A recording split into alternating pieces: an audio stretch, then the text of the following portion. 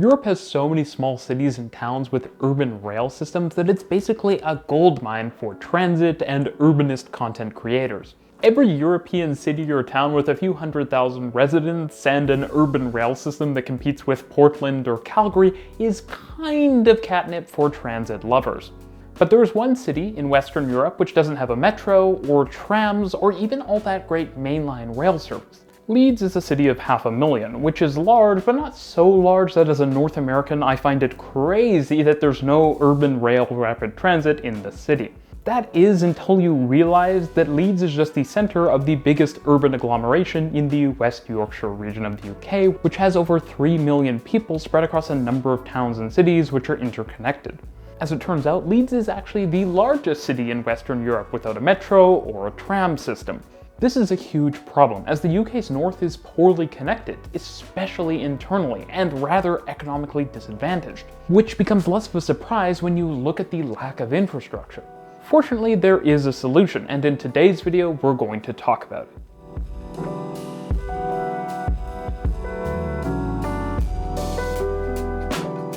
This video is sponsored by my Substack, so if you aren't already subscribed, it's free to do so, and most articles will be sent to you on a weekly basis. I just released one recently on a really good North American train station, so if you're interested, check out the link down below.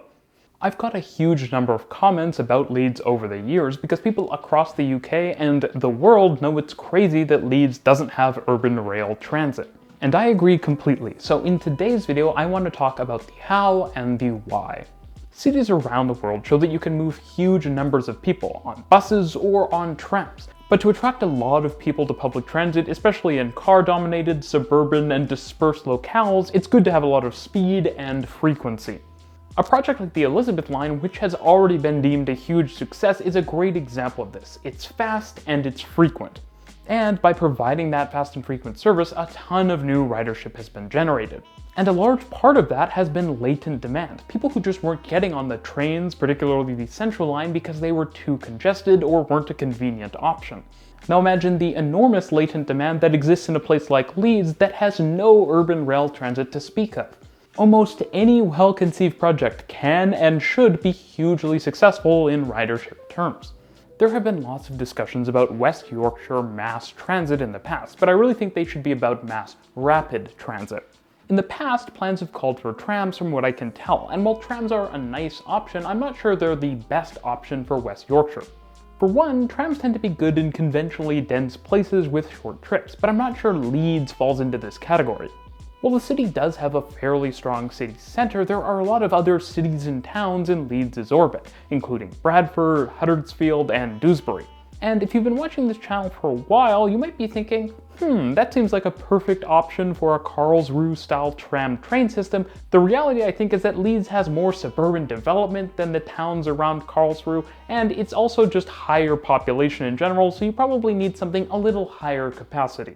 Now, I think for the mass transit backbone of the region, there are really two main options which should be considered with different drawbacks and benefits. On one hand, automated light metro like in Vancouver, Copenhagen, or in London with the DLR would probably provide higher frequency and faster service, since you'd probably be building more new grade-separated alignment for it. That being said, this option is probably going to be less extensive and more expensive because, well, you need to have grade-separated alignments. Though I will say a system like the DLR shows how you can build a lot of automated light metro quite inexpensively and could be a great model for Leeds. The other option is a Stadtbahn or city train system, like Stuttgart, Rotterdam, or of course Manchester. This option would probably be slower, but it would have more coverage, could reuse more existing alignments, and could potentially interact with road traffic where absolutely necessary.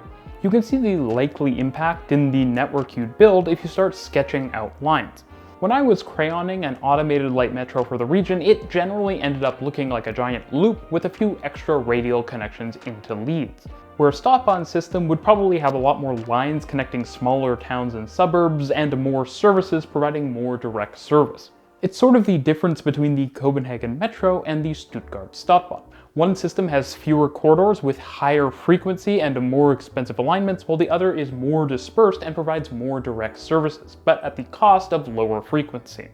To be clear, I think both are valid options that the UK could afford to build, and I think the automated light metro option in particular is really interesting because of all of the different service patterns that could be operated, like you see on the DLR. I think the reality is the future of urban development in Leeds depends on what transport choice it makes. Automated light metro probably would lead to more density in concentrated areas and centralization, while the city train option probably keeps the same dispersed urban pattern, but just with more density. Now, to be clear, there's also a lot that these two options should probably have in common. And the nice thing about being quite late to the urban rail game is that Leeds can choose from the smorgasbord of systems that already exist, trying to emulate different elements of each. Any option should provide great speeds, high capacity, and solid connectivity with the existing rail services in the region. I also personally think that any new urban rail system should really be designed for 24/7 service, even if overnight trains only run every 30 minutes or perhaps even hourly. Look at Copenhagen as an example of this. Now, like the light rail in LA or the REM in Montreal, I also think Leeds' urban mass transit system needs to be high speed. That is faster than the typically 80km/h top speed that you see on a lot of rapid transit systems. And that's to conveniently and quickly cover the large gap between urban centers in the region. There's also a real case to build elevated tracks along existing right-of-ways where it's absolutely necessary, as you see with the DLR, and that could mean building a lot more urban infrastructure without needing to do tons of expensive tunneling, which would massively increase the budget of such a project. Fortunately, Leeds has a ton of linear infrastructure and existing corridors, so you don't necessarily have to tunnel or elevate the tracks all that often. I also think it's important to learn from what other systems in the UK have gotten wrong. I like the Manchester Metrolink as much as anyone, but the reality is that the system is just too radial, and it's much too challenging to travel from the outer part of one line to another without having to go through the city center. This would be especially problematic for Leeds with its weaker interurban rail service, and there's a real potential to create an integrated region with high-quality regional transit as opposed to a radial commuter-focused network. Because such a system would be being built in the 2020s, TOD should be a major consideration with the designs of these stations or stops, with convenient connections to development and lots of affordable housing options, as well as a clear goal of helping to serve underserved communities, especially in places where current service struggles to be fast, frequent, or reliable because of the geography of the region.